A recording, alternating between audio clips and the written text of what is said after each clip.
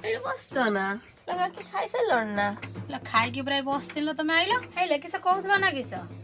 ହଁ ଲୋ ନେଇତେ ଆସିଥିଲି ଗୋଟେ ଜିନିଷ ଦବ ନା? କହୁନ। ଆଳୁ ଅଛନ୍ତି ଦିଅନି। ଆଳୁ ନବ? ହଁ ହଉ ଏଠି ଛିଡା ହେଇଥାଉ ମୁଁ ଆଳୁ ନେଇକି ଆସୁଛୁ। ହଉ ହଉ ଯା। ନିଏଲା ଆଳୁ। ହଉ ଦିଅ। ଆଳୁ ତ ଦେଲ, ବାଇଗଣ କା ଅଛନ୍ତି ଦିଅନି। ହଉ ରହିଥାଉ ମୁଁ ବାଇଗଣ ନେଇକି ଆସୁଛୁ। ହଉ ନିଏଲା ବାଇଗଣ। ହଉ ଦିଅ। ଏ ଆଳୁ ବାଇଗଣ ତ ଦେଲ, ତେଲ ଲୁଣ ଅଛି ନା ଟିକେ ଦଉନ, ଟିକେ ରାନ୍ଧିକି ଖାଇମି। ଖାଲିଟାରେ କାହିଁ ଖାଲି ଚୁଲି ନାଗିବ କଷ୍ଟ କରିକି, ତମେ ଦଉନ ମୁଁ ରାନ୍ଧିକି ତମକୁ ତରକାରୀ ଦେଇଦେବି। ନାଲୋ ଆଜି ସଂକ୍ରାନ୍ତି, ମୁଁ କାହା ଘର ଜିନିଷ ଖାଇମିନି। ମୁଁ ଯାହା ଖାଇବି ନିଜେ ରାନ୍ଧିକି ଖାଇମି ହେଲା।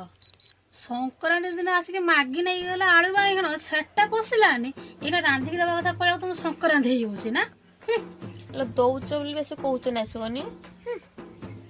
ହଁ ମ ନେମିନି, ତମର ରଖ। ହେଇ ତମର ରଖ। ହଁ ଦିଅ। ମୁଁ ନିଜେ ଦଉଛି।